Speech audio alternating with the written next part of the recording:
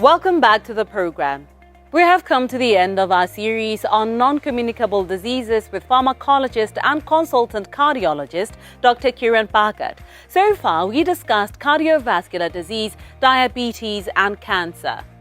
On this segment, our conversation is around mental stress, a condition that most of us know about all too well. Doctor, thank you so much for coming on First Issues. We've come to the end of our series on non-communicable diseases, and today we're talking mental health issues and stress, right? So you could start off first by telling us what mental health issues are and why they are rising. Mental health issues, as defined by the World Health Organization, first of all, is rising very rapidly. It's estimated that one of the commonest forms of a mental health disorder that's rising is depression. And I think one of the reasons why, again, it's got to do with lifestyle. It's got to do with the change in which we conduct our lifestyle. It's important to understand that stress is a soft subject in that it manifests through signs that we see physically. We know that simply a thought can actually stress you. We know that if you're late for a meeting, that simple thought that you're late for a meeting raises your blood pressure. So there's the translation of a thought into blood pressure.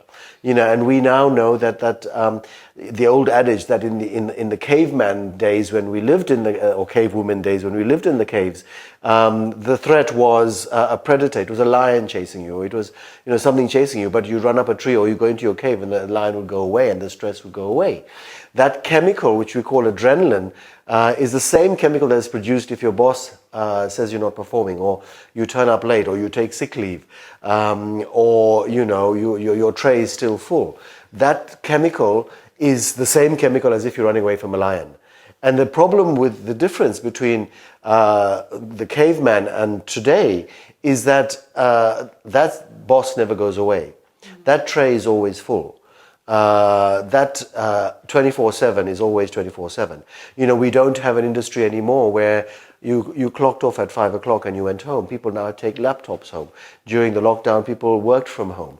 So the blur that occurs now between what is off time and on time is also beginning to change. So that your cell phone the cell phone technology allows the cell phone to be a computer now.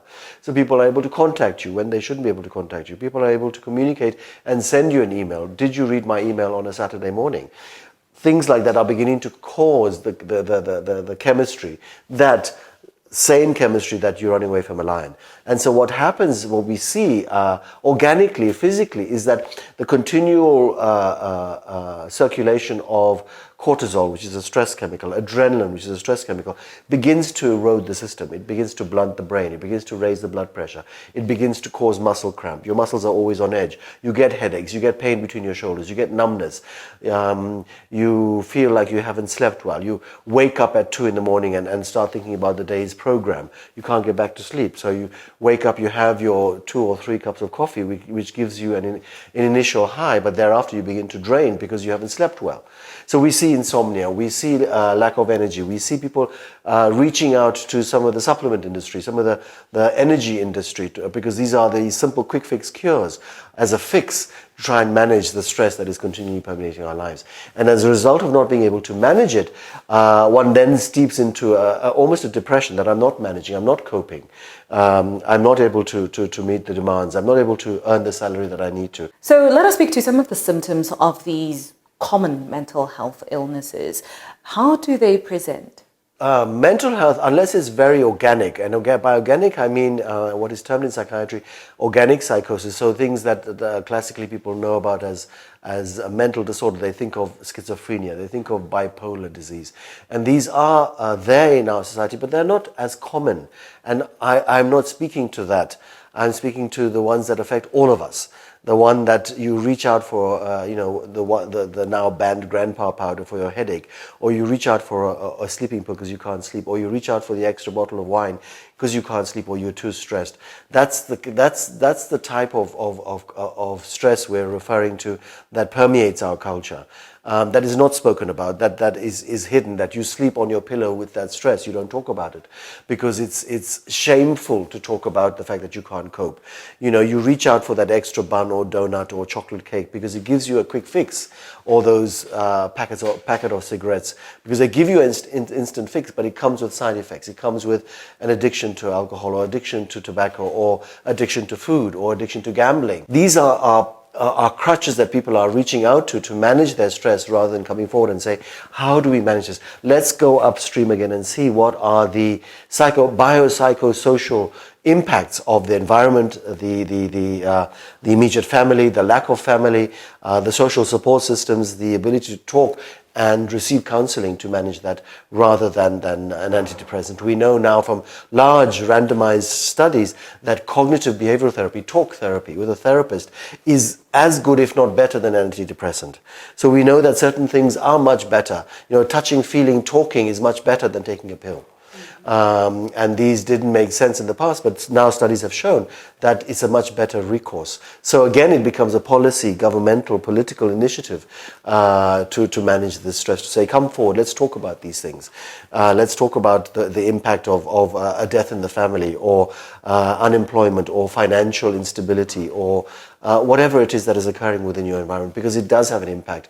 And sweeping it under the carpet or in the body is not the solution. And often we say it's not what you're eating, it's what's eating you. You know, it's you're reaching for that bun or that bagel or that donut. It's not what you're eating, it's what is eating you that's making you eat that food. So some of these mental health issues, are they genetic, or do they come about because of environmental factors?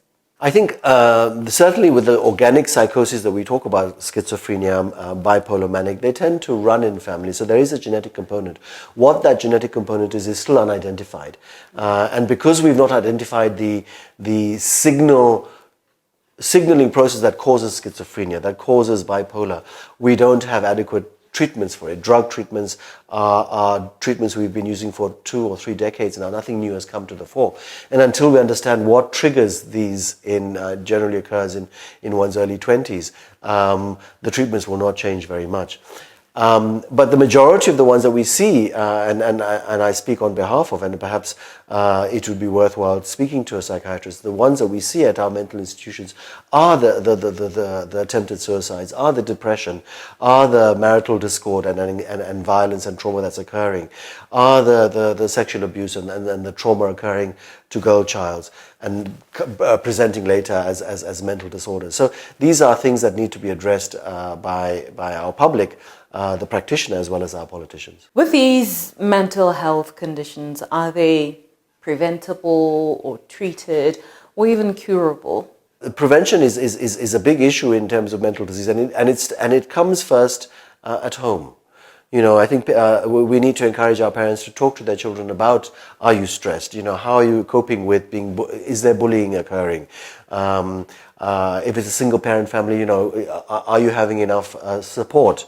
What's going on at school? Teachers need to be aware of. So it's about education, it's about counseling, it's about the public health system and education system being open to counseling services. You know, it is a taboo still, unfortunately, to be told that you have some sort of mental disorder, because people have this idea that mental disorder is, you know, you're being locked up in Sabrana. It's not like that. It's actually 98% of the mental disorder that we see is actually occurring in one's homes. And one needs to be alive to this fact. And I think education is the key in terms of prevention.